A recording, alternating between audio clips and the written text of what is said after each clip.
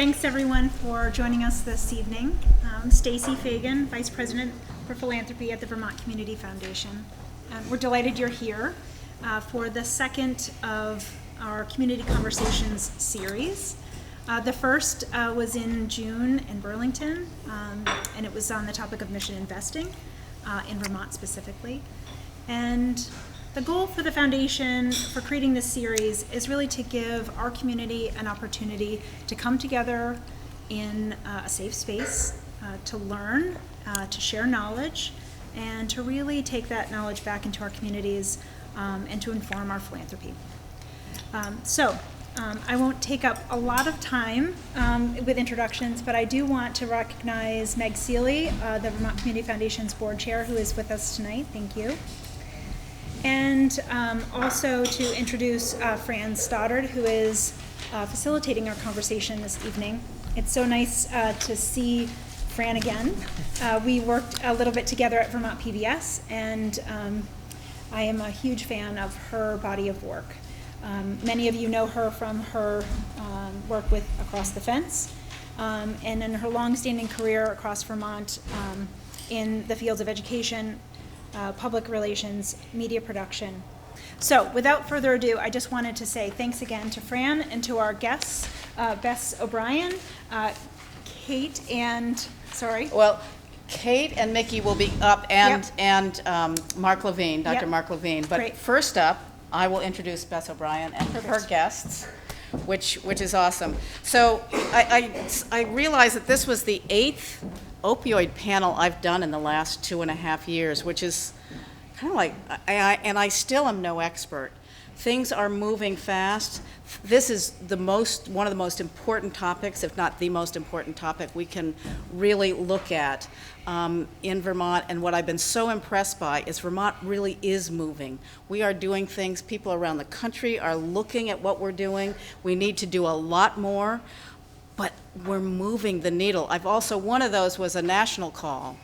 And when I realized what other places who are in West Virginia and Ohio, where a lot of this started, just have barely begun to do anything. And it's, moms going, we're gonna just do this stuff because nobody else is.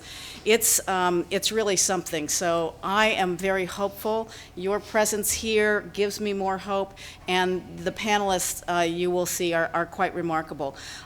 You're going to meet 3 other folks, but I thought we'd start off with Bess O'Brien and 2 people that she thought she wanted to start with, which are people in a program that she's worked on called Writers in Recovery. But first, I'm sure that all of you know Bess O'Brien. She's an award-winning documentarian who has probably done more to create awareness around topics of importance for Vermont than anybody else. So I'm going to just mention a few of those films because you should see them all. Hungry Heart is about the prescription drug crisis in Vermont that served as a catalyst for opiate addiction awareness across the state. Her more recent film is called Coming Home. It focused on 5 former inmates returning and reintegrating to their Vermont communities and how that works. Other films that have opened our eyes are Ask Us Who We Are, about foster care, Journey into Courage, about women who survived domestic violence and sexual abuse. Where's Stephanie, about a murder of a young girl in Rutland. Here Today, about Vermont families struggling with heroin, which is interesting, the parallels of those stories to what's happening now. All of Me, a film on body image and eating disorders. Bess O'Brien, of course, also many of you know Kingdom County Productions that she founded with her husband, Jay Craven. And what she's working on now is the Listen Up Project, which is an original musical. She's back to those roots of theater based on the lives of Vermont teens, and that will tour Vermont next fall, so check out that. And what's really wonderful is she has brought 2 writers with her she's going to introduce us to, and we're going to hear just some brief pieces from them and a little bit of dialogue from them, and then we'll bring up our other panelists. Bess. Okay, so thank you very much, Fran. Fran and I have known each other a long, long time. Been a lot of panels together. So I am a documentary filmmaker. I'm also a theater producer. I also run a wonderful program called Writers for Recovery with my partner here, Gary Miller. And we've been running this program for 5 years. And essentially, it's exactly what it says it is. It is going into recovery centers, prisons, libraries, the Juvenile Rehabilitation Center. We're doing a workshop now at the Lund Center and doing writing workshops with people who are in recovery. And we have published 4 books of the best writing from these particular workshops, and it has just been an incredible journey of hearing people's voices, getting people to tell their stories, and documenting the incredible resiliency and grit of so many people who have gone through addiction and come out the other end and are in long-term recovery or short-term recovery and are writing at the very beginning of their recovery. So I thought it would be just really nice to have a couple people who went through that program to just tell you a little bit about what it meant to them to write about their experiences and then read a couple of pieces that they wrote in workshops. So let's start with you, Abbi. You want to just tell a little bit about how you got to Writers for Recovery and...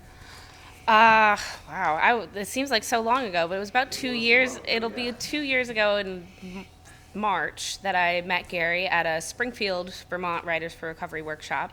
I only had about a month clean, and I had just lost my boyfriend to a drug overdose, and he was 29 years old. I happened upon Writers for Recovery because I walked into a therapy session and my therapist had cut it out from her newspaper at home and brought it into me saying that this workshop was coming to the area and said, I really think you would enjoy this. I've always been a writer. I've always kind of, that's been my outlet. And then drug use in a way kind of stole that for me, and for a while I didn't write for years, and so it was really nice to have a structured setting, and we had a really core group where we were at that came every week to our sessions and just listen to Gary's prompts and hope that what comes out on the paper is worth it, worth everybody hearing. And I think that it was really integral in me staying clean this time. I'll be celebrating 2 years clean in February. Yay! Oh, yeah. Before you read your poems, I also just wanted to say the way that Writers for Recovery works is that we give folks a prompt, a writing prompt, and they have to write for 7 minutes. That's it, 7 minutes. So the idea is don't think too much, just put it down on paper, whatever comes out. It's not about grammar, it's not about spelling, it's just about what comes to mind. So what you're going to hear tonight was written in 7 minutes, which is pretty awesome. And the first prompts that you're going to be reading are what? Let's set that up. Well, actually, mine is 2 prompts that got smushed together into one poem that was then used for the podcast with Vermont Public Radio. And it was a morning using and then a morning clean and sober. So those were my prompts for this now 2-part poem. Okay. And so it's called Mornings. Then, this tent is insanely hot. I know it is not even 6, but the way the sunrise hits this beach, it takes about 11 seconds before it feels about 115 degrees in here. I cannot breathe through my nose, my head pounds, thoughts blur. I have no idea how you are still sleeping. Then I remember it's only been 2 hours since we went to sleep.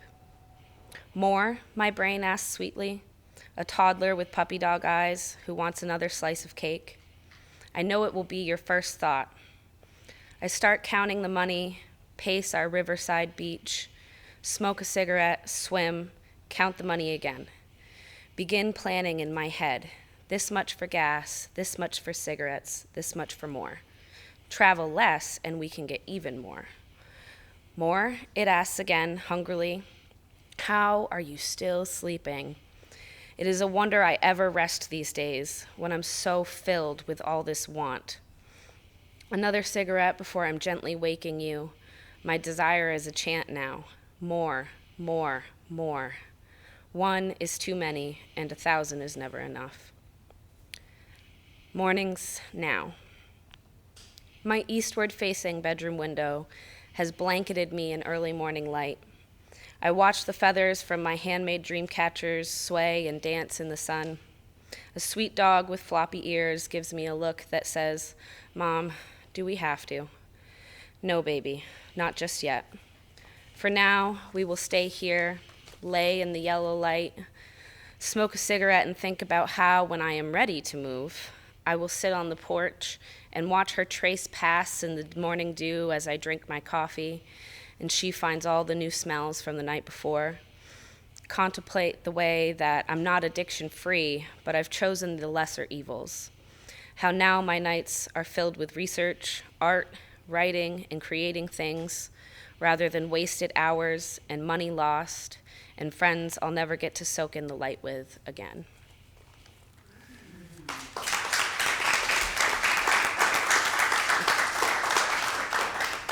Thank you. So you want to tell a little bit about how you got connected to Writers for Recovery? Sure. First of all, well, my name's Jason, from Brattleboro, Southern Vermont.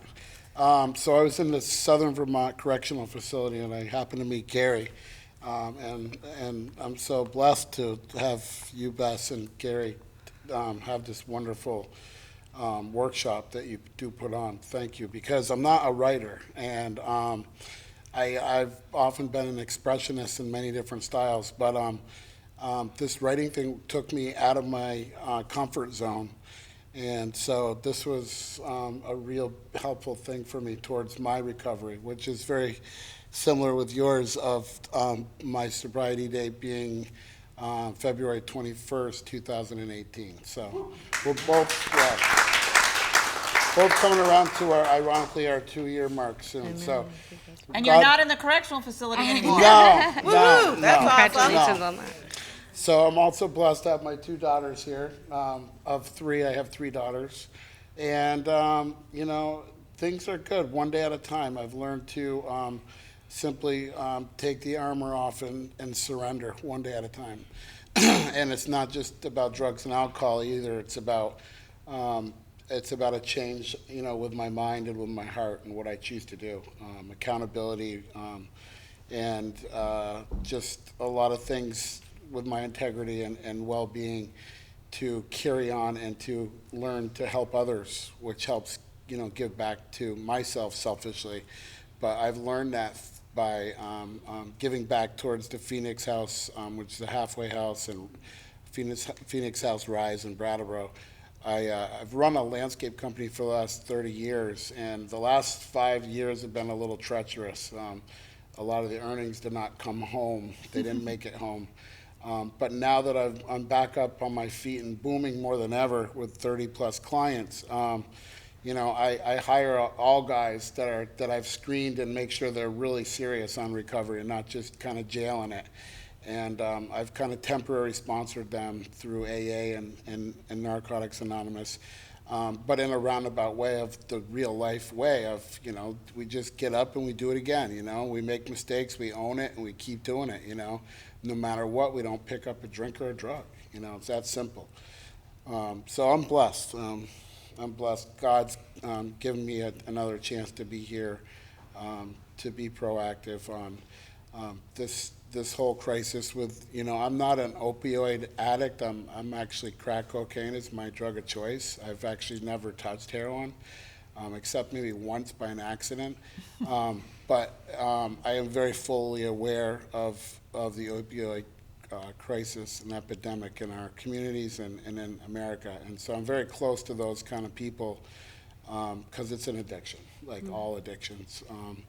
It's just a hammering addiction right now that's really, really an obvious visual one, and it's affecting everybody. It's affecting our shed behind our house, because if there's a chainsaw in there, it could be missing because that's enough money to pawn off and get some more heroin.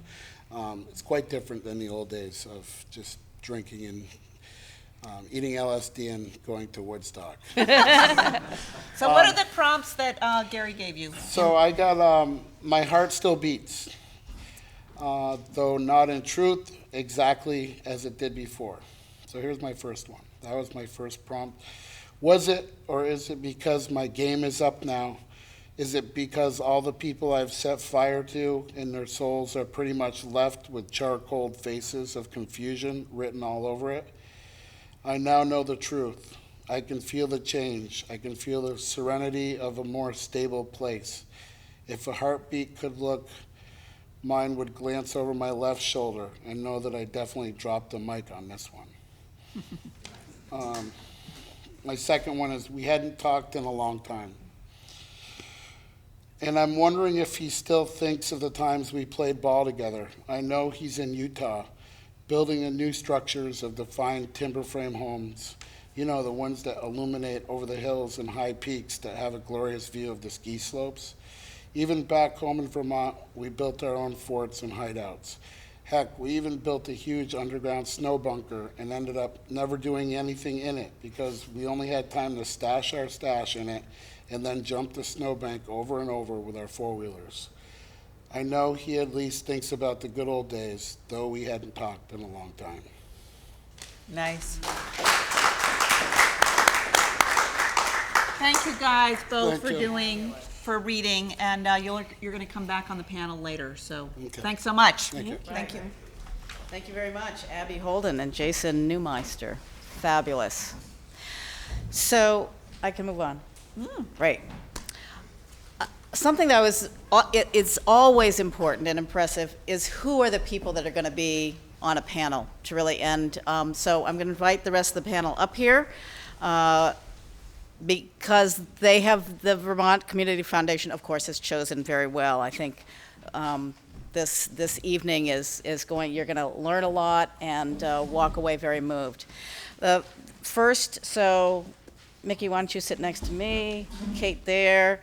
And Dr. Mark Levine is going to be up first. He is, of course, our Commissioner of the Vermont Department of Health.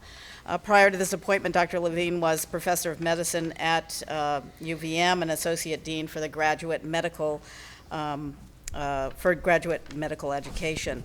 Dr. Levine's general internal medicine practice focus on health promotion and disease prevention, preventative health screening and clinical nutrition, chronic disease management, and solving complex diagnostic dilemmas. What he's really been doing for a long time is, is improving public health through policies that foster a culture of health.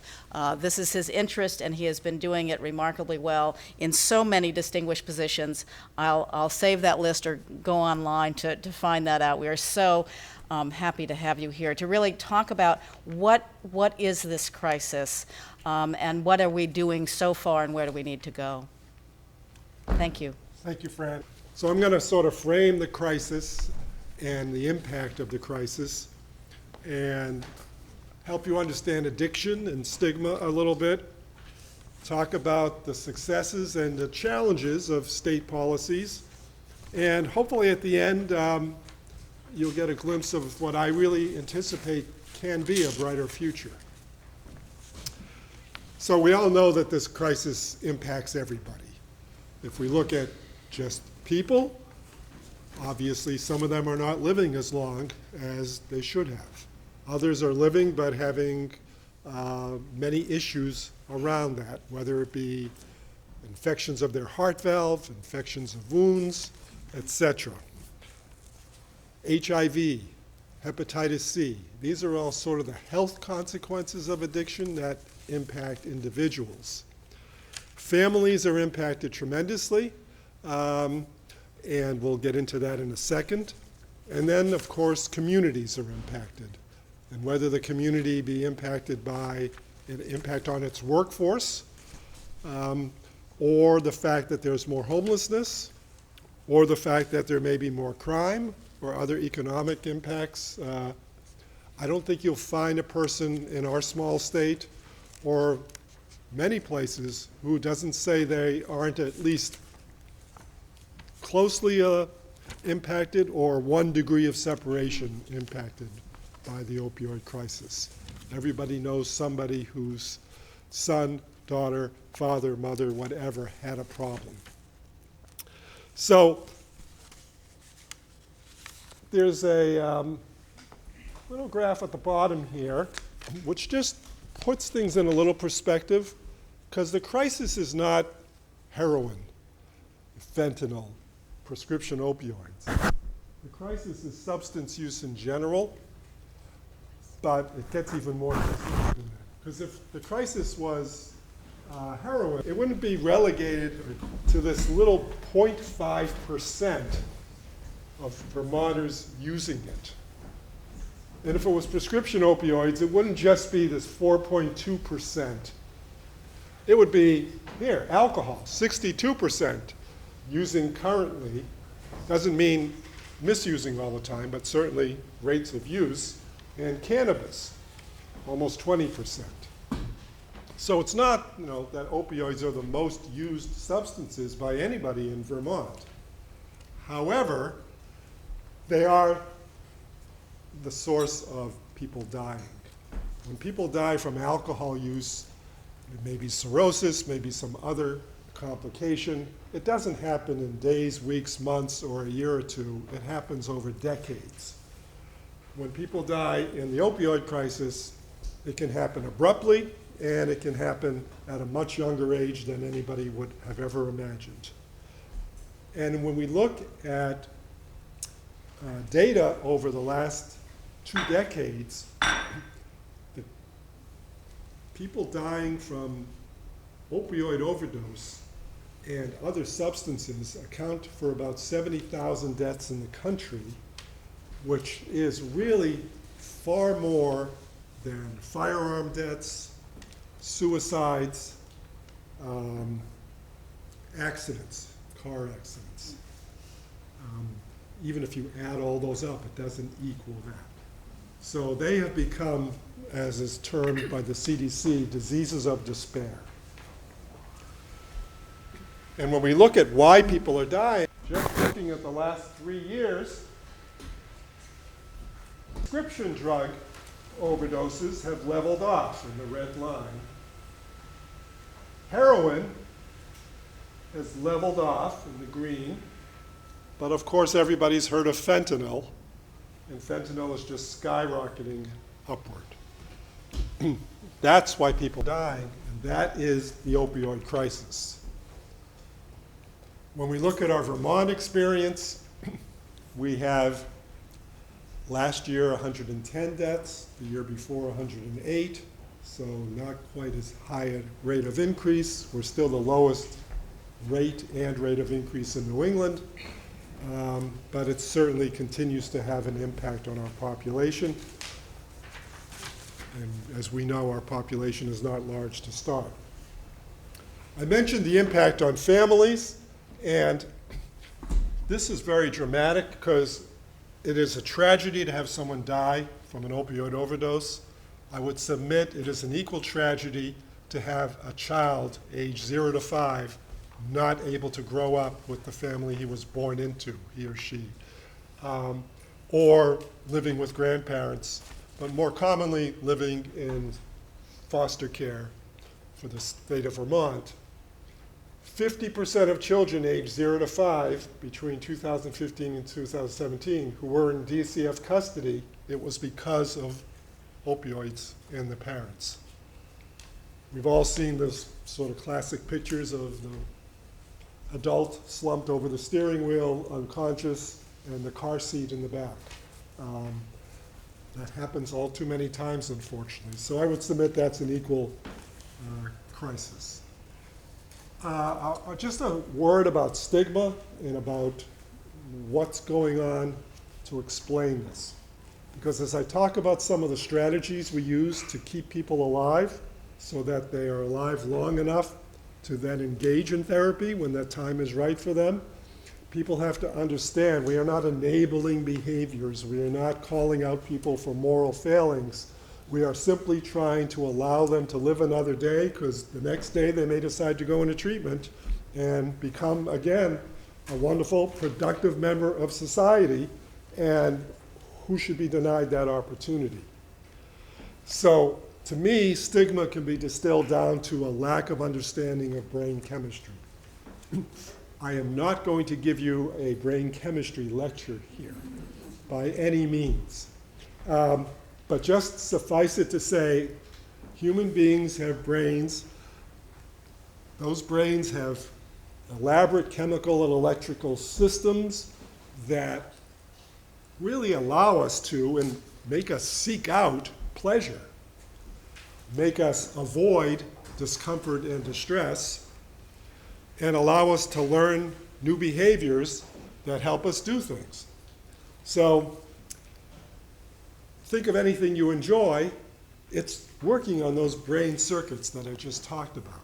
The problem with addicting substances is they make the system work so much better than the natural things that do it, and they are so much more effective at it that they essentially, we like to say, hijack the brain systems and make the individual, frankly, quite powerless once they're into this, because the alternative to not continuing to use whatever substance is being used is the intense discomfort and craving that one gets from not having that in their system anymore.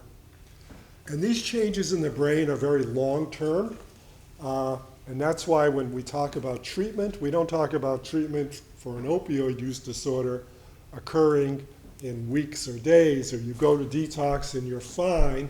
We talk about it in years, sometimes in terms of lifetime, because these changes take a long time. I could show you fancy pictures of MRIs of the brain, which light up in certain areas when people are taking substances.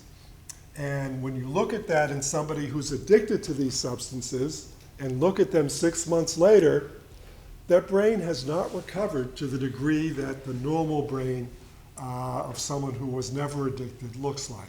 It takes 6, 12 more months for that brain to start to look normal again.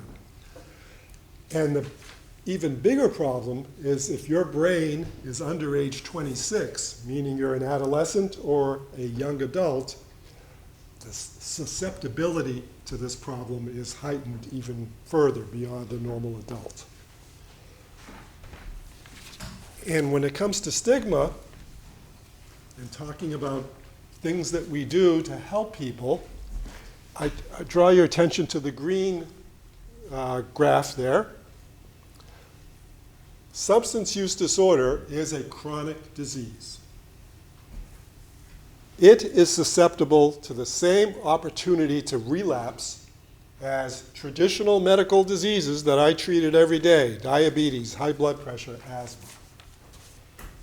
We don't take a diabetic and say, your blood sugar is really not well controlled. You haven't been doing what I've been telling you to do. You've been eating too many bad things, etc. Forget it, you're done. We're not going to support you anymore. We just intensify the therapy. Same thing for asthma and blood pressure. We do the same thing for substance use disorders.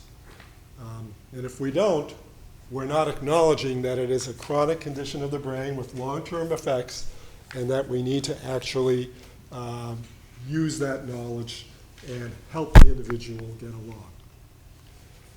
So now we'll move off of these pictures and basically talk about if the state should be doing anything to help people with an opiate use disorder. There are 3 things that are core.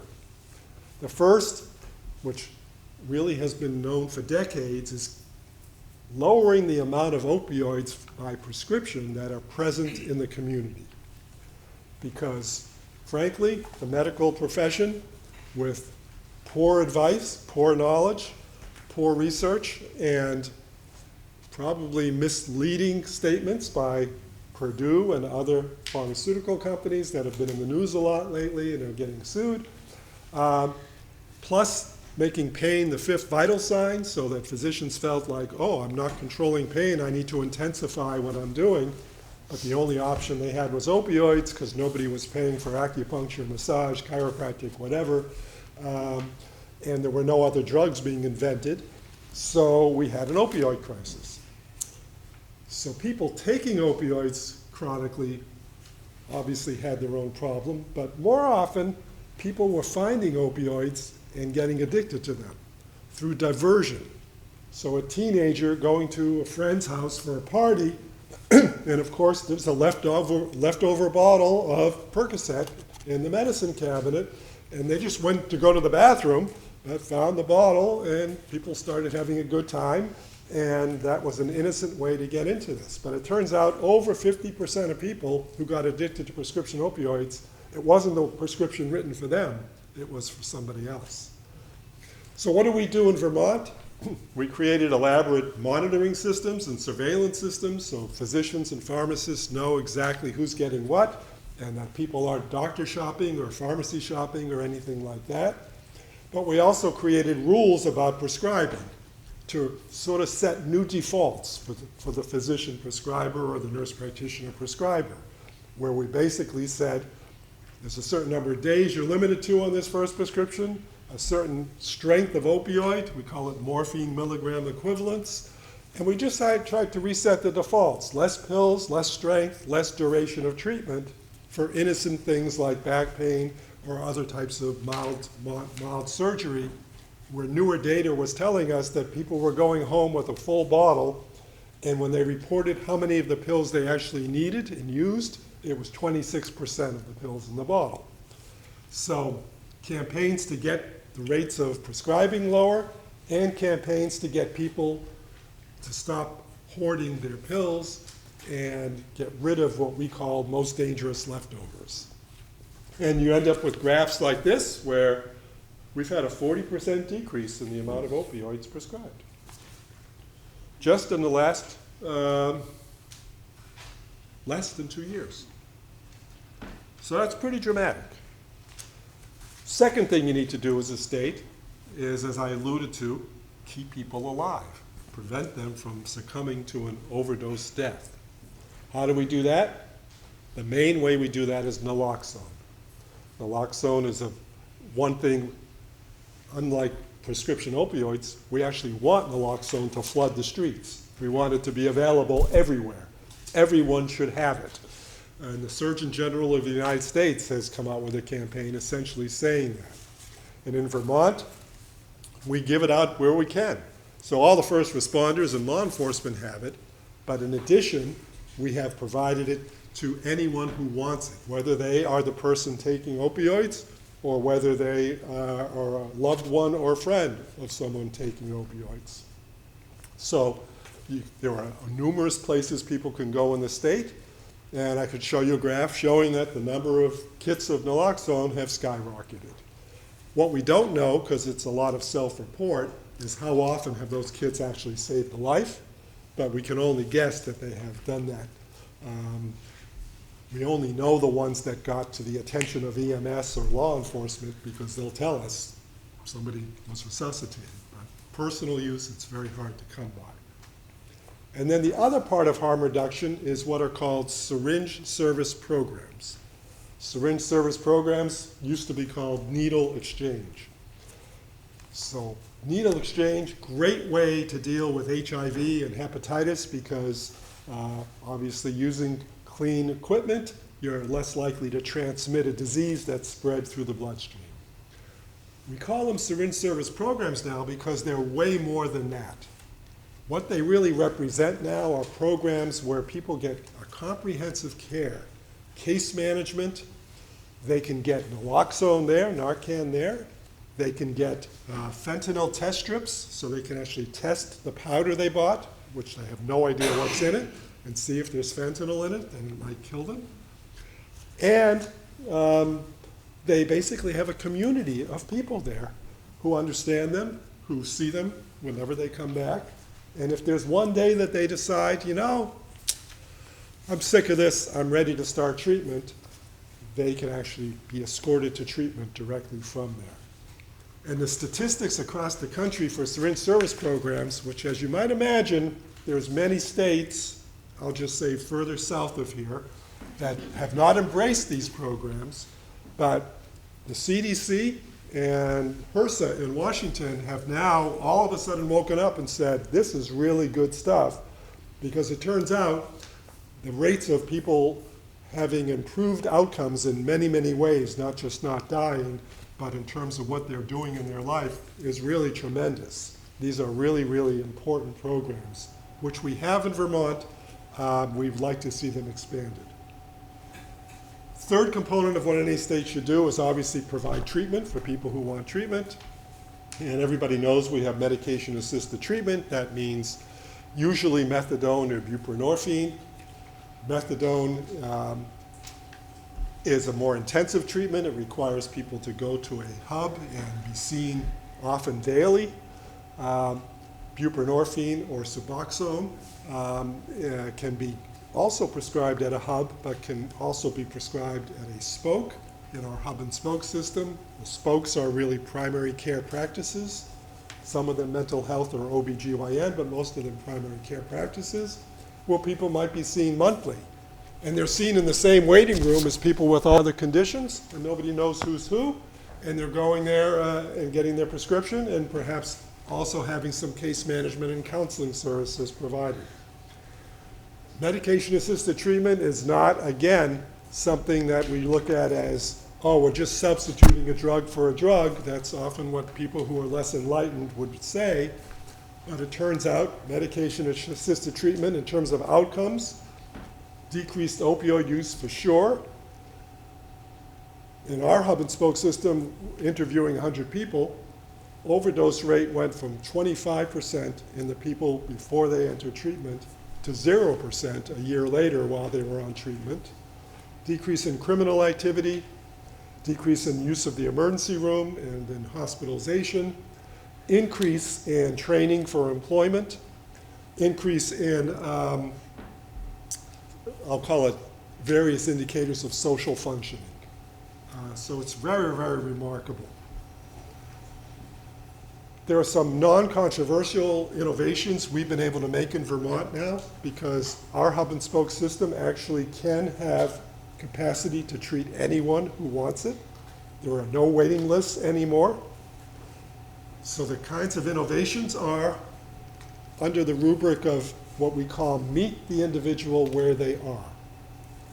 That means if they happen to be in a syringe service program, and that program happens to be in Chittenden County, because it hasn't happened in the southern part of the state yet, they can actually have someone prescribe Suboxone to them at the program.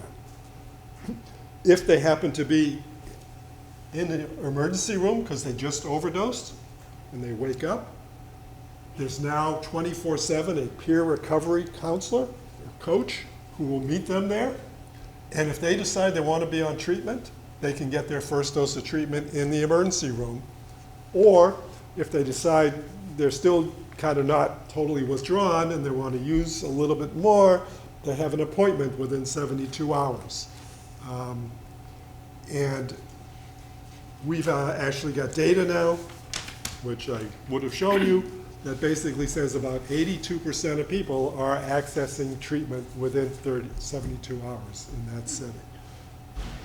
Lastly, if you happen to be incarcerated in Vermont or Rhode Island and in very few other places, you will be continued on your medication-assisted treatment if you are already on it.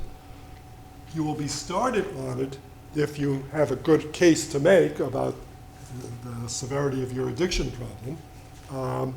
And you will be discharged from the prison whenever that happens, and sometimes that happens within hours because there are a lot of detainees coming through prison. You will be discharged with your prescription and your appointment for ongoing care. The state of Rhode Island piloted this, and it's just incredibly remarkable because the most susceptible person in society to dying of an overdose death is someone who just left prison. And they found that essentially they went from, they had a 60% decrease in their overdose death rate across the state just with that intervention, providing MAT in prisons. I will now just end with two other quick things. I want to go from treatment and intervention and harm reduction to recovery. I went to a recovery event that they wanted me to speak at, for, I think it was like a National Recovery Day, and I wrote a few words which people told me resonated and they thought they were worthy of repeating for you. A set of potential goals for those in recovery. An opportunity to have a fulfilling life and sense of meaning free of substances. To feel valued within the community. To be connected, or if needs be, reconnected with family and friends, and once again enjoy loving, meaningful relationships and not be socially isolated, because social isolation and lack of connectivity are classic problems in Vermont and elsewhere that lead to this cascade of other problems. To have the opportunity to pursue a productive and meaningful career, and to have a safe and secure place to live in a setting that promotes recovery. Very important. So, it's essential to support recovery. So far, I've told you a lot about treatment and harm reduction. Most of that, I have to tell you honestly, is well supported already. It's not where we need new money. Syringe service programs can always use, and they are so successful, I bring that to your attention. But recovery is a place where there have never been vast resources dedicated until very, very recently. We have a statewide network of recovery centers that are regional. They all need tremendous support. Tons of people volunteering their time, but they need support. We have a peer recovery academy now, which actually certifies peer recovery coaches. Those activities need support. And then the whole enterprise of what is called recovery housing, which involves this interplay between less supervised and highly supervised settings, but settings where people all have one thing in common: they're trying to succeed in recovery and support one another. Housing is, even if we weren't talking about substance misuse, housing is always an issue in Vermont, period, but in this setting it's particularly acute. And then employment opportunities and education of the employer cadre to the value of people who are in recovery to their workforce. And a sidelight is transportation support. Because if you happen to need to go to a hub every day and you live 45 minutes away and you don't have any transportation, how are you going to succeed? The last thing I'm going to mention is the future. I mentioned I'd give you a message of hope here. So prevention.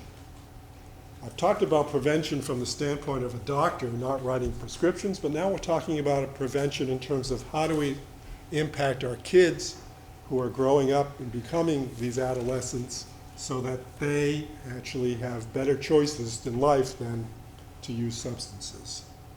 So as a health department, we get tons of messaging campaigns. Those are wonderful. Many of you have never seen them because unless you're the target of those campaigns and use the social media that that audience uses, it's not going to be on the 11 o'clock news. They are necessary but sufficient. And then there's a bunch of school programs that are pretty good, but again, that's sort of curriculum stuff. I want to talk to you about what's called the third space, which is after school. The most dangerous time in adolescent's life between 4 p.m. and 7 p.m., especially with latchkey kids and parents working and what have you. That's when all the experimentation occurs. So we've kind of made the Iceland model famous in Vermont because we had a bunch of people come and talk to us, etc. It's a model that actually uses the voice of youth, allows them to tell us about the right activities and the wrong activities, allows them to be involved.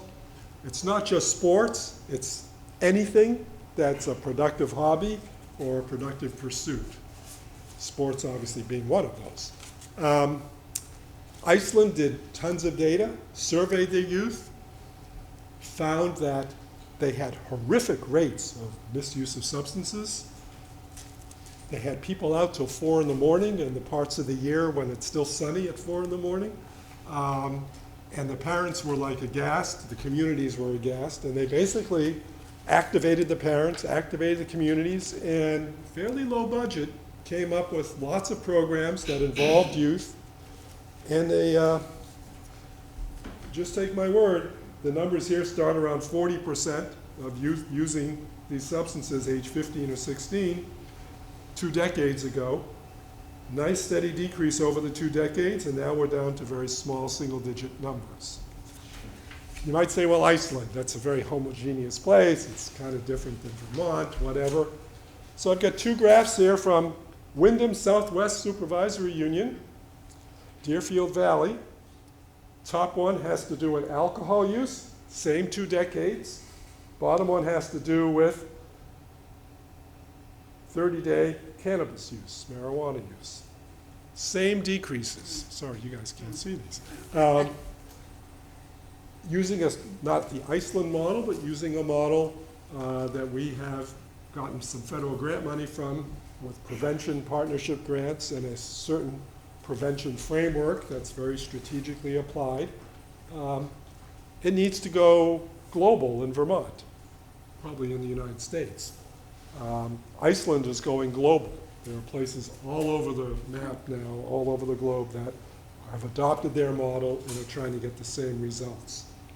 So again, I'm not here to tell people necessarily how to spend their money, but syringe service program sounded like a good idea to me. Recovery, abundant opportunities, and prevention within communities. And every community's, obviously every community thinks they're special, and they are special, and they have to be sort of contextualized within what stresses that community has and what are the particular problems. But programs like this, which have youth as our focus, may prevent us from someday having to worry about some of this ugly data that I showed you, because our youth will be far more engaged in much more wholesome pursuits. It works. Thank you so much. Mark, thank you. So now that you have really this big picture of what's going on and what's possible and what's working, I'd like to introduce Kate ONeill, a really remarkable writer, and since she really wrote this, and it's so good because she's, I hope that many of you have probably been introduced to her through her 7 Days articles. Well, I'll just read this, because a year ago, yesterday, Kate ONeill's sister Madeline, or Maddie, died while in custody of the Springfield, Massachusetts Police Department. She struggled with opiate use disorder for more than a decade, and the obituary that Kate wrote for her sister went viral. Millions of people around the world read this because it was so full of the humanity and love for her, and really seeing Maddie as this beautiful person who had this very serious problem.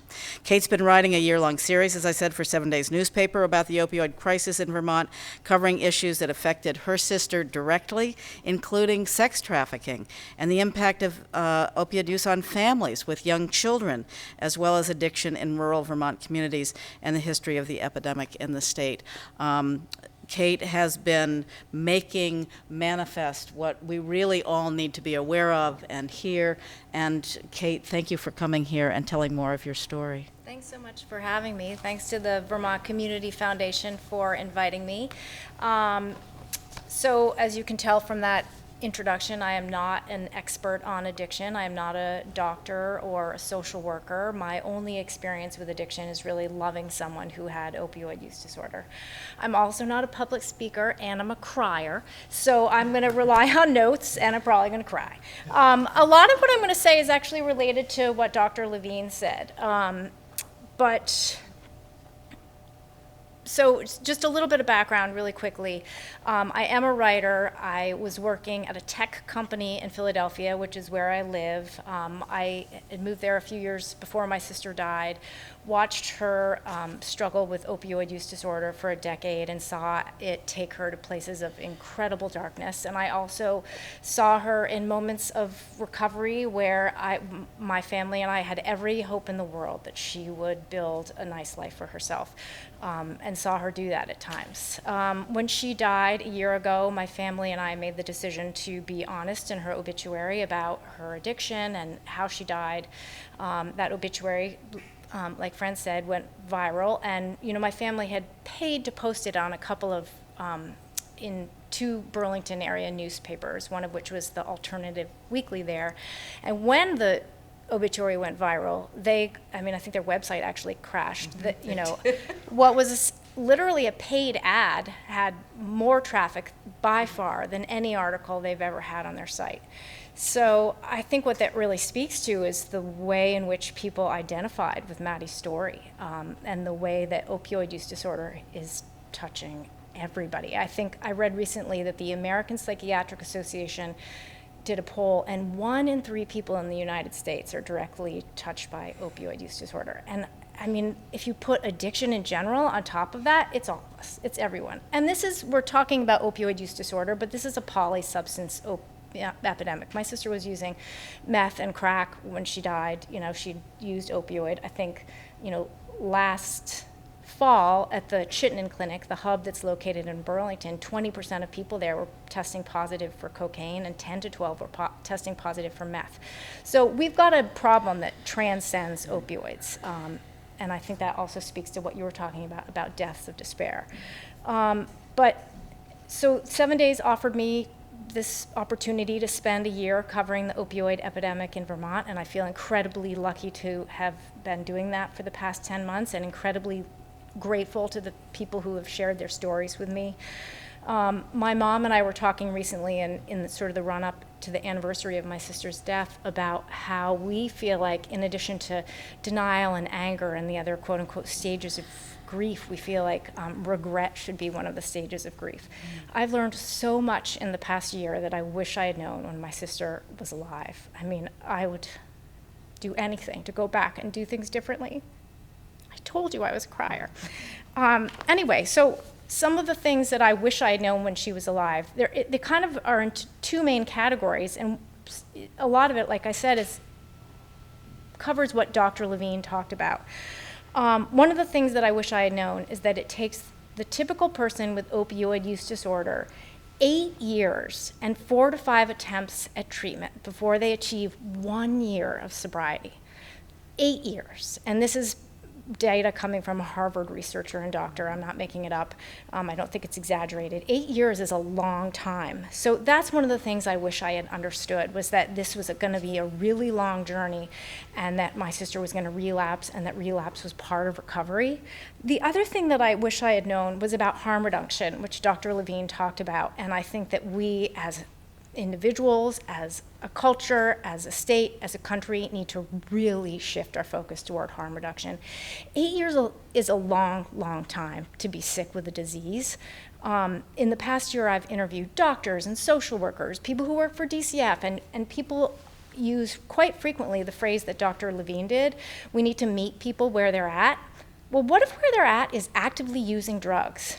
If people require 8 years to achieve 1 year of remission from this disease, that's a lot of time that people are going to be actively using drugs.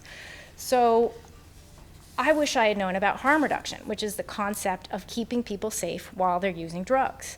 And one way to do this is through medication-assisted treatment. I think we think of medication-assisted treatment, I know I did before my sister died, and I learned as much as I had over the past year, as recovery. So you're getting your buprenorphine, you're getting your methadone, and you're not using any other drugs. Well, that's just not really the case. A lot of people are actively using other drugs while they're using methadone or buprenorphine. And why is it so important that they still have access to MAT while they're doing this? Because it reduces their risk of dying, like he said. Dr. Brooklyn, who was one of the architects of Hub and Spoke in Vermont, explained it to me this way: if somebody's injecting heroin 3 times a day, 7 days a week, they're at huge risk for death of overdose or from, bloodborne diseases you can get from using syringes. If they are on MAT and they're injecting drugs once or twice a week, that's hugely decreased their risk of death. So that's a way in which we're reducing the harm for people who are actively using drugs. But the problem in Vermont is we talk about Hub and Spoke, and it's a great network, and we are doing a better job in this state of getting MAT to people than anywhere else in the country. I mean, by far. But it's still not. I mean, in the past year, I've talked to people I'm talking to far more people who can't access MAT than people who can. This is a rural state. Dr. Levine mentioned transportation. If you live somewhere where there is not a hub, you are going to have a hard time getting MAT. And even within Chittenden County, where there's a robust public transportation system, I mean, if you live in Shelburne and you need to get to South Burlington, that's an hour-and-a-half bus ride each way. And, you know, I'm writing a story right now about, actually about DCF, and I'm talking to a mom who lost custody of her kids, and she has, if she wants to get MAT every day, she has to take 6 hours of buses. Like, it's nuts. So how do we expect people to recover if they can't access, you know, harm reduction only works when people can access it. Again, I think that Vermont is doing a great job with MAT, but it's falling a lot shorter than I think we're talking about or acknowledging. And I don't actually think that we know how far it's falling short.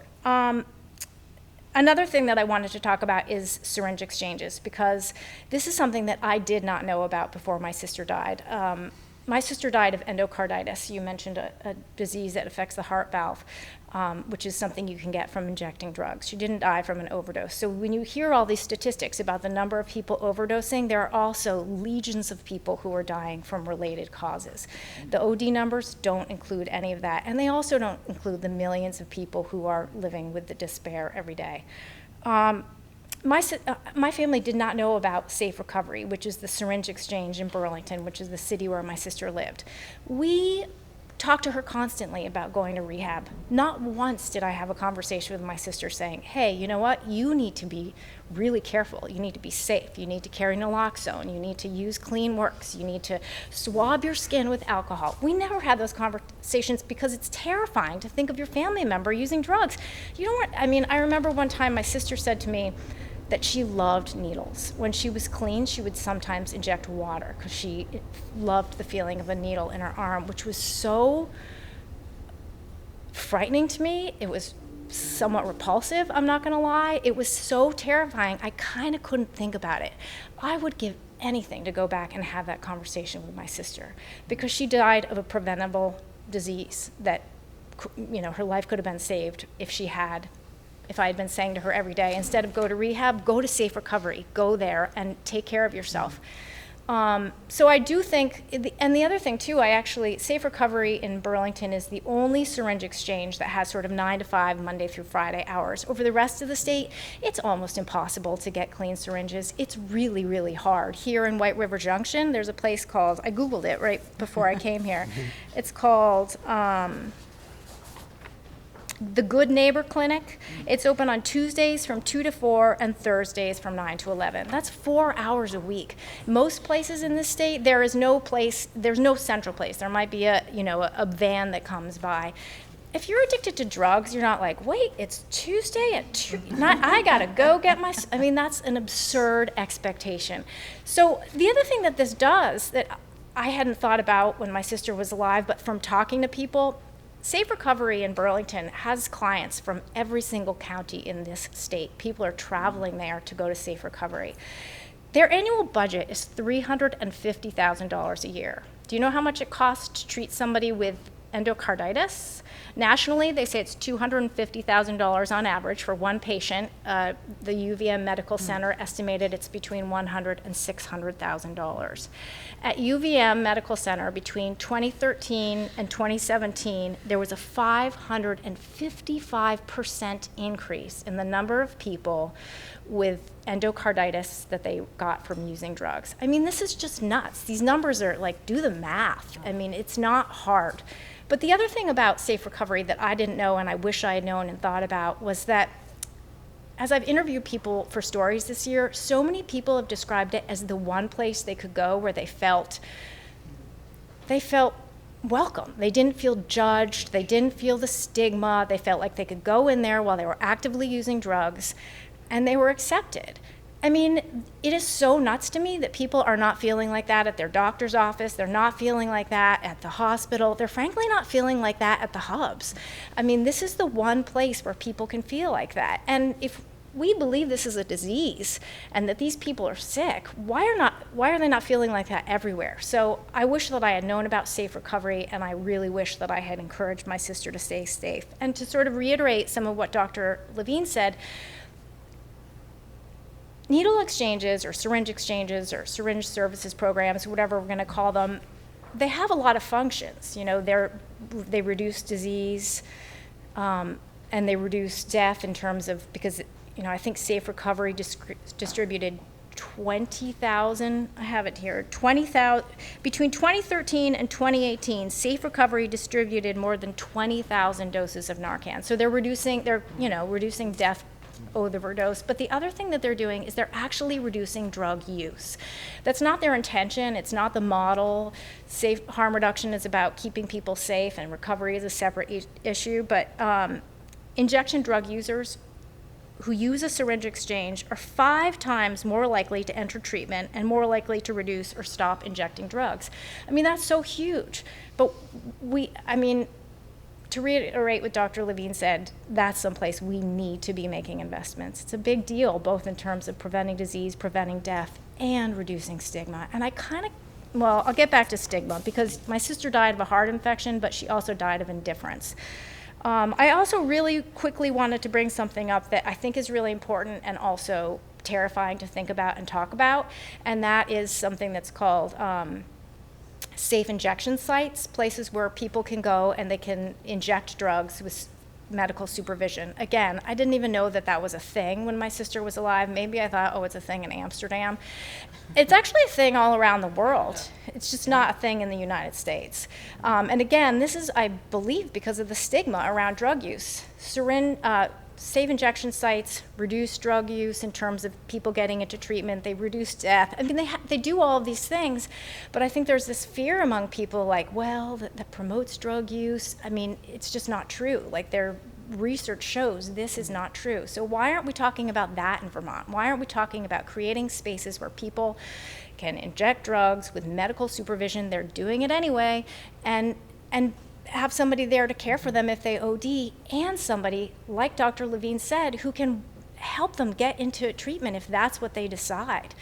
So I think that's something that we need to be talking about and potentially investing in as a state. I live in Philadelphia, which right now is, in a lawsuit with the federal government to try and open the first one in the country. But the other thing that I think is so important about safe injection and syringe exchange is that it's a way of saying to people who are actively using drugs, who are sick with this disease, whose disease is not in remission, we love you, we see you, we care for you, and we want you to be well. And that's something that I think we all need to internalize. I have talked to so many people this year, and every single person has talked about stigma, they've talked about shame, they've talked about judgment. People's experience using drugs seem to be pretty diverse, but that is one thing that across the board everybody is talking about. And I think that harm reduction is one of the main ways we say to people, we care for you. And you talked about social isolation in terms of recovery. You shouldn't have to be in recovery to not be socially isolated. You shouldn't have to be going to a certain program or meeting, using drugs or not. I guess what I want to kind of close with is this idea of, as a culture, whether it's the criminal justice system, whether it's DCF, which is, in Vermont we have the highest rate of terminating people's parental rights, the second highest rate in the country of terminating the parental rights of people with young children, which says a lot as well. I think we need to just start loving people with addiction the way we love people with diabetes, the way we love people with asthma, the way we take care of people who are sick. And yeah, that's it. Thank you. Thank you very much. Okay, we will get to your questions, but first we have Mickey Wiles, which is really great to have you here. He's the CEO and founder of Working Fields. This is a really important piece of this puzzle. It's a mission-driven staffing agency that specializes in second chances, that hires predominantly people in recovery from substance use addiction. Most of Mickey's career was in the private sector, where he held various leadership roles, starting with a Boston high-tech firm. Moved to Vermont in 1995, where he continued leadership roles at Ben & Jerry's, Seventh Generation, and Burlington Labs. Mickey also held the position as the executive director of the Turning Point Center of Chittenden County. Mickey is a person in long-term recovery and was provided a second chance after spending time in federal prison. For the last 15 years, Mickey has dedicated his work to helping others who need a second chance after a life of addiction or criminal convictions. He knows of what he speaks. Mickey, thank you for being here. Thank you. First off, I'd just like to acknowledge and thank the rest of the panel. I come to these things fairly frequently, and I'm always impressed with the courage of people like you sharing your stories, and you guys making that possible. Getting educated by Dr. Levine, I've heard him speak several times, and it's the education that we get every time we listen to him is fantastic, and just hearing the stories that you bring is just incredible. So the strength I get from these things is fantastic, and what it does is it gives me hope. You know, it really does. It gives me hope that there is a solution to the problems that we have today. You mentioned that I'm in long-term recovery. For me, that means that I haven't had to pick up a drink for 28 years, and I've been able to work on my recovery at different degrees of success during that period of time. It hasn't been easy, but at the same time, I'm a person who had a good socioeconomic background, came from a good family, had a job, had a car in my garage, didn't really have rampant substance abuse in my family, had an education. I had a lot of things going for me.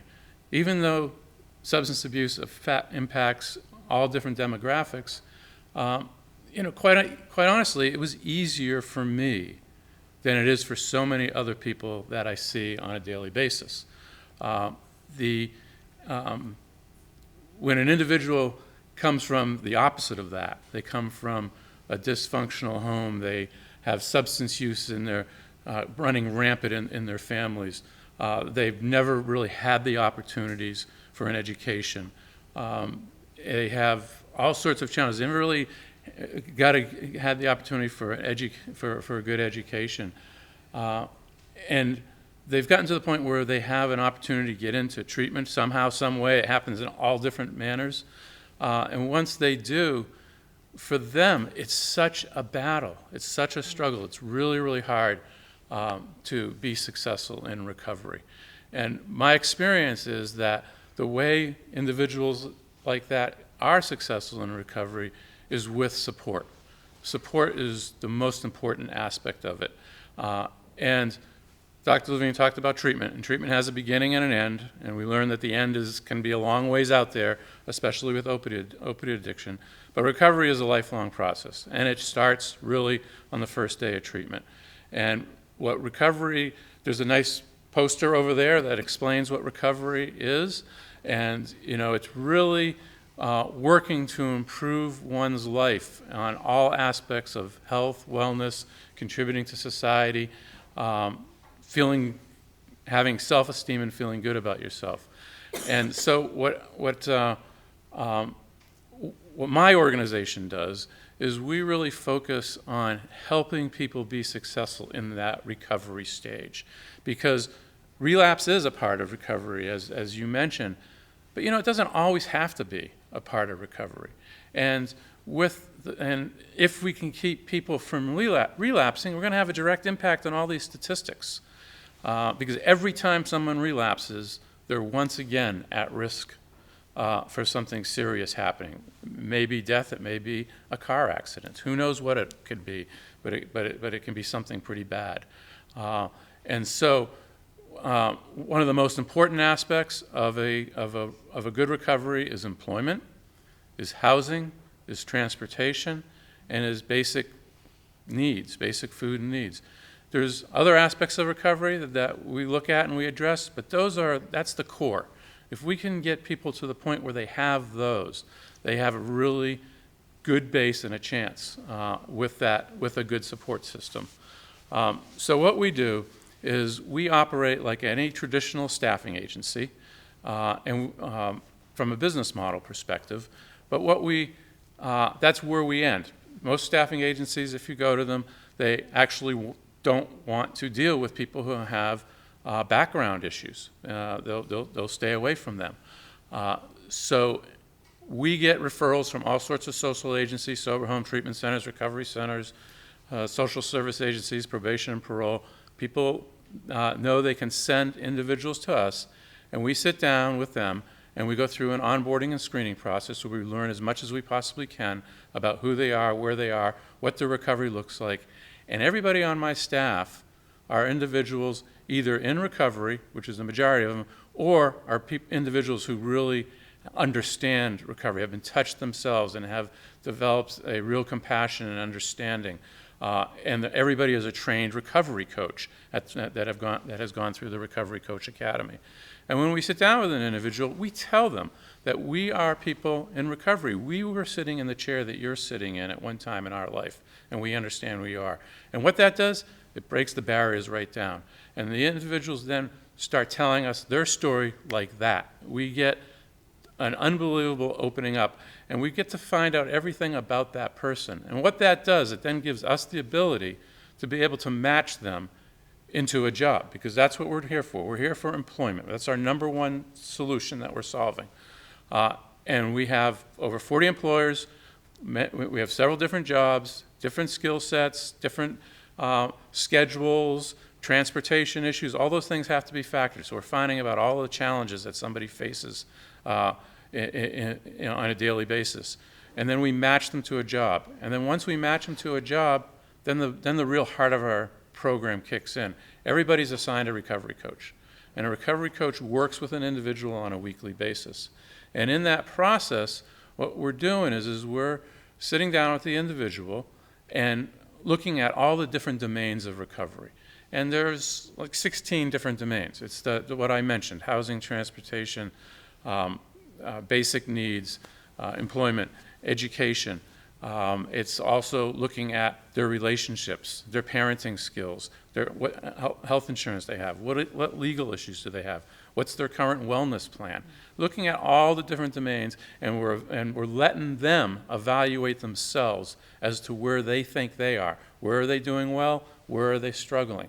And then once we do that, we then develop we help them develop a recovery plan, which is really simple. It's a priorities worksheet that's based on where they've evaluated themselves, that helps identify the priorities that they need to focus on to continue to be successful in their recovery. And then once we've identified the priorities, we set goals.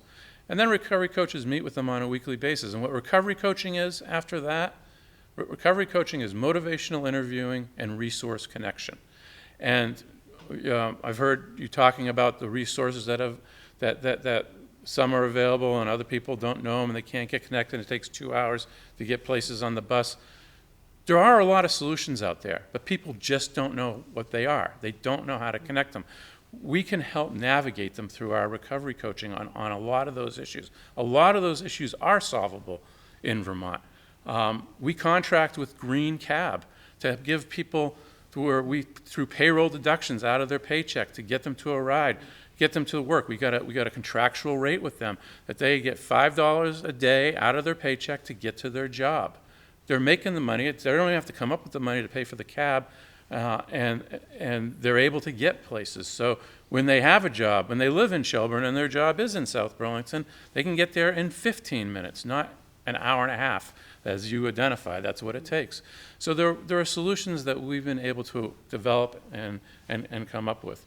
And the other aspect of it is the employers. The employers are willing to work with us because they do want to help. They have a workforce problem. I mean, 2% unemployment rate, they got a workforce problem. So they're open to looking at solutions. And they know about the opiate addiction problem. Who doesn't know about the opiate addiction problem? If they're honest with themselves, they know they got it right in their workplace today. And so by working with us, what they're doing is they're having the opportunity to hire people that are in recovery, may or may not have convictions. 80% of our people probably have some sort of convictions, from a minor misdemeanor to coming out of prison after 10 years. It's all over the place. But the employers don't have to worry about that because we have a recovery coach and an account manager assigned to everybody that's focusing on that aspect of it for them. They're getting the support that they need. And does everybody succeed? No, they don't all succeed. But the amount of people that relapse is really, really minimal. What happens generally is people have so much crisis in their life that they might not be ready for that particular job at that particular time. But that doesn't mean we give up on them. They may not work at one employer, but they may work in another situation, or a part-time job might be the right thing for them. So this is an innovative solution to really being to help people in their early recovery, because the early recovery time period is so critical. That's where person has put down the substances. The substances were used to deal with all the problems they had in life. It took care of all of their problems when they were using the substances. Now they don't have the substances, and all the problems are there, staring them in the face every day. If they can have help and guidance and direction through those problems, then they're going to have a much better chance of succeeding. Yeah. And Mickey, you also, they're sometimes the most loyal, Yes. employees anyone's ever had. An individual that is on the right path, is in recovery, has had a life of substance use addiction, and have constantly been turned down, because we get that all the time. I can't get a job. I keep getting turned down. I try to be honest about my addiction or my background, and I don't have a chance to do that. But once they get in there and they are able to prove themselves, they become loyal, dedicated employees that are extremely grateful to have that opportunity. And they're clean and sober, which is great. And it's great to have Jason here too, who clearly employs a number of people in recovery and really has created a space where there's support and the kind of success that you're seeing as well. Yeah. We have about, well, this has been amazing. I know this isn't an easy topic for anybody to talk about, to listen to. I honor everyone that is here. I'd like to invite Jason and Bess and Abbi back up. If there are any questions that any of you have on things that you've heard, there's a lot of stuff here, and hopefully you know a lot more. You'll talk to your neighbors and friends about this, help educate them about really what's going on out there and how much is being done and how much more there still is to do. Any questions that came up for you? I know it's a little overwhelming in a way. Yes. You described the drug cravings as the brain saying more, starting out kind of subtly, like a kid. Yeah. More and then turning into a chant. As someone who's been fighting my weight all my life, I think most of us have some familiarity with compulsive behavior. Yeah. Okay, but what happened that there was a time when you took an addictive substance to which you were not yet addicted. Yes, absolutely. What was going on then? I was 17 years old, and I was kind of a victim of another thing that Dr. Levine addressed as overprescription. I had my wisdom teeth removed, and I was given not one, but 2 different kinds of narcotics, as well as my antibiotic.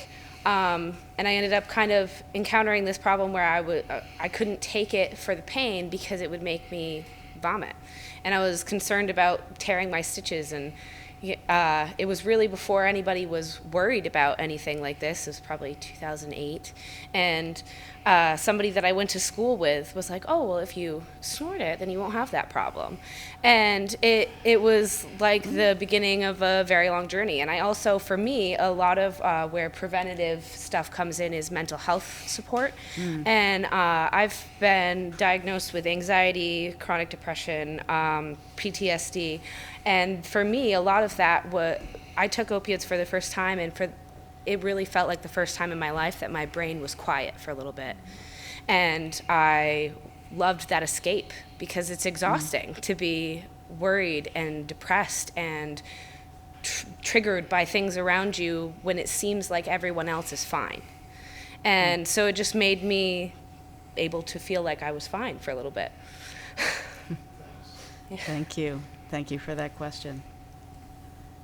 What else? Of course, we will get to food and and something to drink from the back. About 10 or 15 minutes if we need to go that long, if we want to go that long. Can I ask a Yes, question? absolutely. Mickey, I wanted to ask you, because, in the reporting I've done through 7 days, I've talked to people who have gotten jobs through working fields and have, praised it. And I've also talked to people who know about working fields but are in parts of the state where they don't have access to anything like that. Can you talk a little bit about, it's mostly Chittenden County that you're doing this work? And So we have an office in South Burlington, we have an office in Rutland, and out of those 2 offices, we are currently serving Franklin County, Chittenden County, Addison County, and Rutland County. And we're stronger in Chittenden, we're stronger in Rutland, but we're having success in both, and we've been around not even 3 years yet. We have currently 60 people on assignments as we speak today. We've had hundreds already come through in some form or other, and we are, our goal is to continue to bring our services to other parts of the state. We want to be in all of Vermont as quickly as we possibly can, because I constantly get the same thing as well. When are you coming to Brattleboro. To Brattleboro, right? Jason's I hear holding it up for you. I already caught him before the meeting talking about Windsor County. So. I think that's emblematic of Vermont's issue, which is scaling. Yes.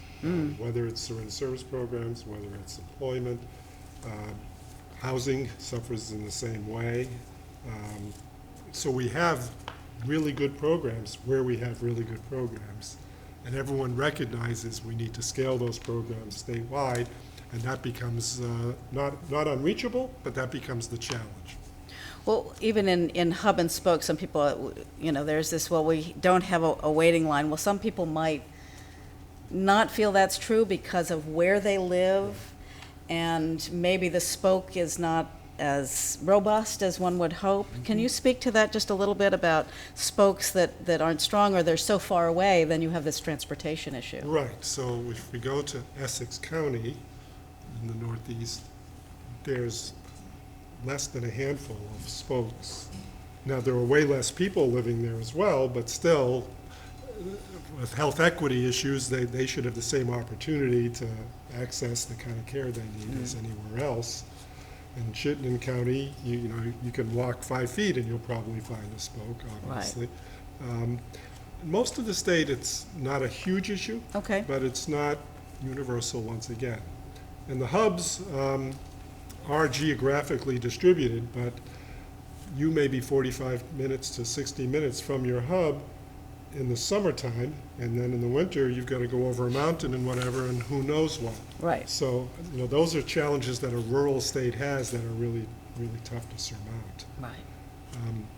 But the way we got to the zero waiting list was the Chittenden hub was the one that always had the longest waiting list, because it was essentially taking care of all of northwestern Vermont. And when the opportunity came to open the St. Albans site, all of a sudden, everybody from that part of the state could go back to where they lived and get the same care, opening up the Chittenden site for new business. For new business.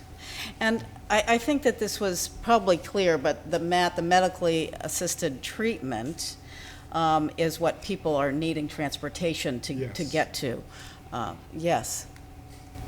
Fran and the panel, thank you all for your stories, incredibly powerful. Thank you for your courage to share them. I'm curious if anybody has any thoughts on how we fix the housing and recovery. I've heard some interesting solutions posed to some of the other challenges like transportation. Thank you for that. But housing seems to be one that is seemingly intractable, and I wonder if anybody's come across some solutions that are working. And if there's any also thoughts about whether that's recovery housing in group, or if that is disaggregated recovery housing, and if there's one that works better than another. I can talk a little bit. Yes, thanks. So I work with a lot of the sober homes, and the sober homes are an incredible solution. We just need more of them. I mean, that's really what it comes down to. We have the Vermont Foundation for Recovery, which is the group of sober homes that has probably been the fastest growing and probably have some of the best structure, and most importantly, accepts individuals on MAT. There are so many of our sober homes that are still rooted in abstinence, complete, or has defined abstinence as not being not on MAT, which is, as you mentioned, it's a crazy thought. I mean, really, MAT is how you can practice abstinence. It's like being prescribed another medication. So we just need to continue to focus on getting more of these sober home organizations to change, educate them. We have a new statewide organization called, I think it's VTAR, which is that what it is? It's a Vermont, it's a oversight certification type organization for sober housing that basically there's criteria to be at level 1 to like level 5. I may have the numbers wrong, but it's something like that. And with that in place and helping people get going on sober homes, I think we can move in the right direction. The biggest thing about sober homes, though, is that everybody would like to have a sober home in their community. And sometimes because of the way the state is and the population base, it may be a better solution and to build the sober homes in more of the economic developed areas, because sober homes are a short-term solution. You move into a sober home for a minimum of 3 months, sometimes, and a lot of times, I think the average is 6 months to a year that you stay in it. So you're leaving your home anyways.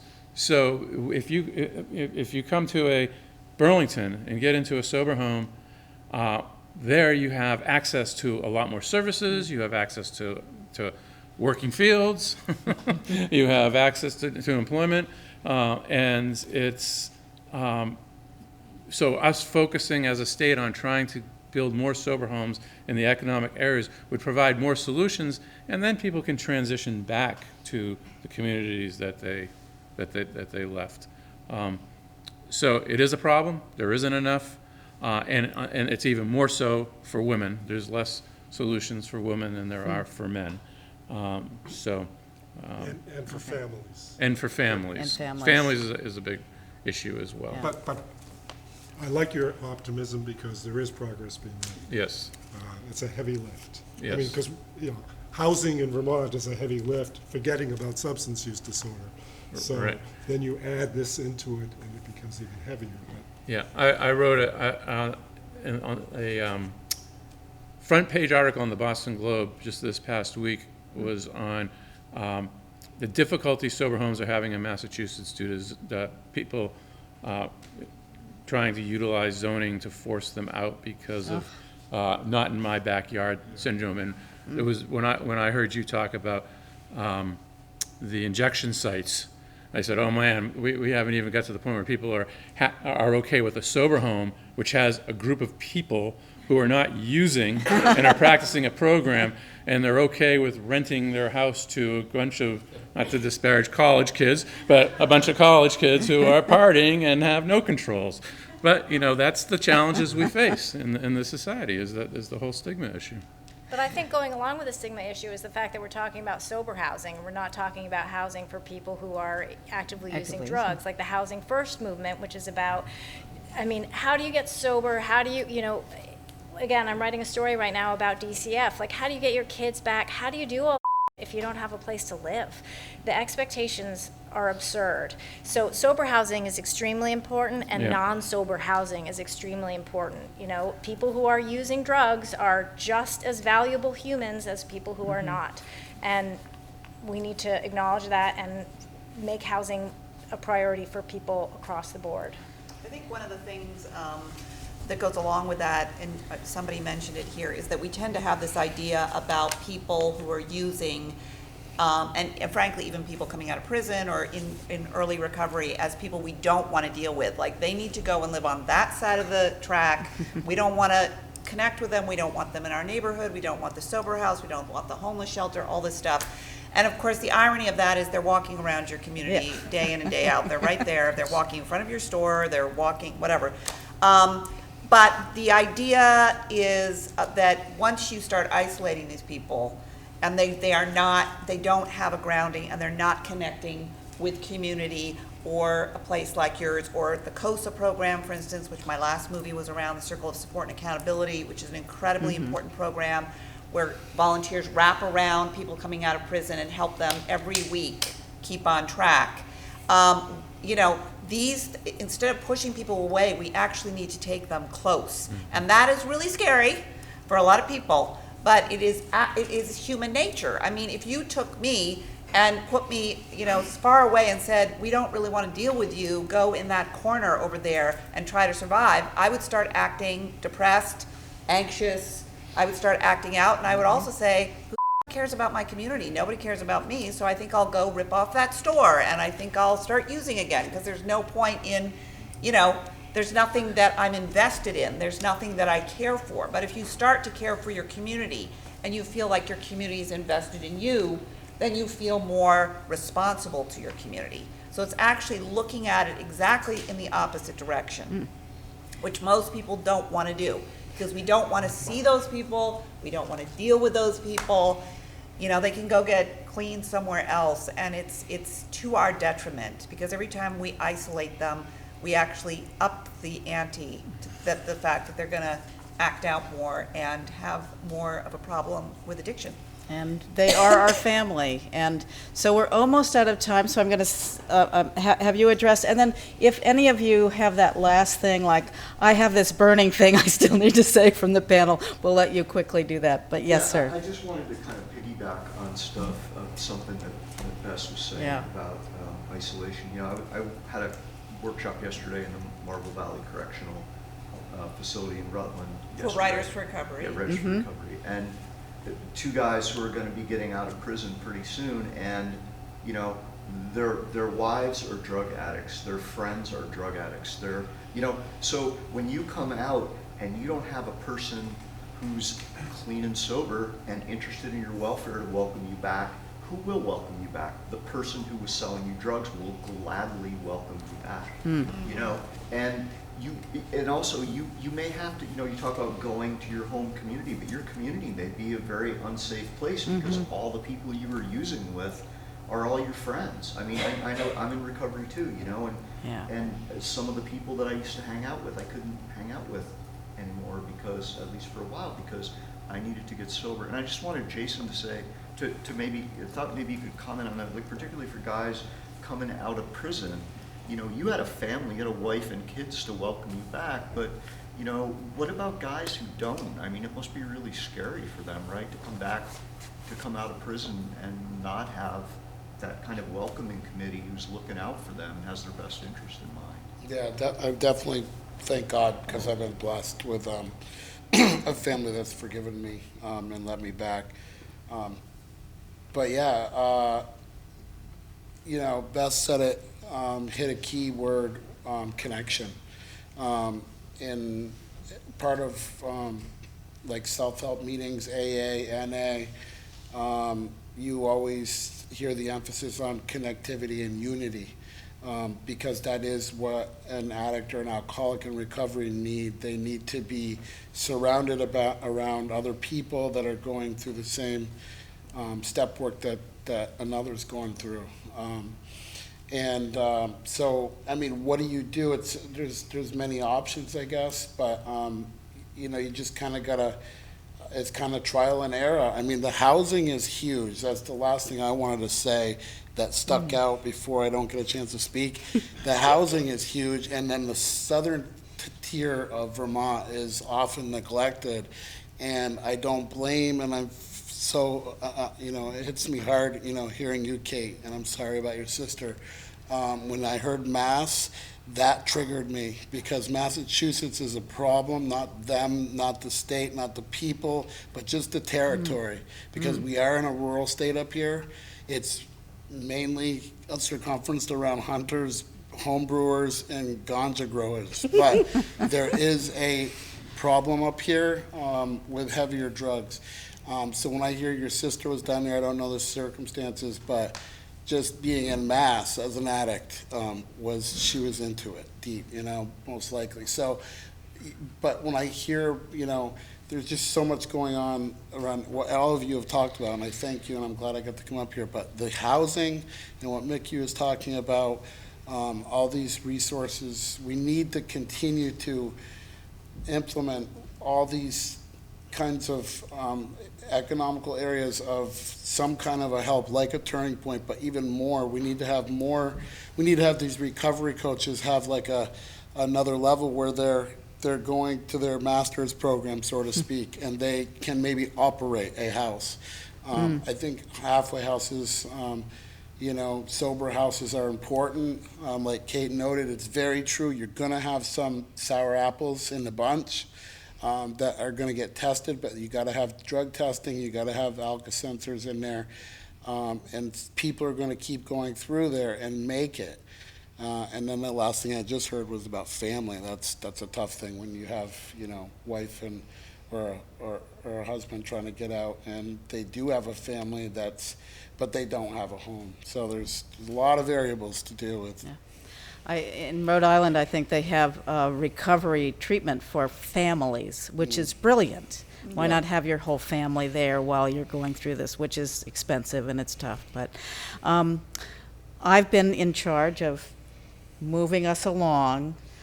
So Jason, Abby, Bess, Mark, Kate, and Mickey, thank you so much for all the amazing work that you do, for coming here tonight and sharing your stories and your wisdom.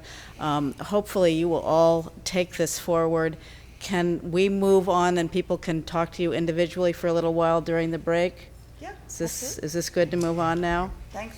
I'm a half hour late. Oh, and Mark is late for a meeting. You can write him, email him. He is the Commissioner of Health after all. Thank you so much.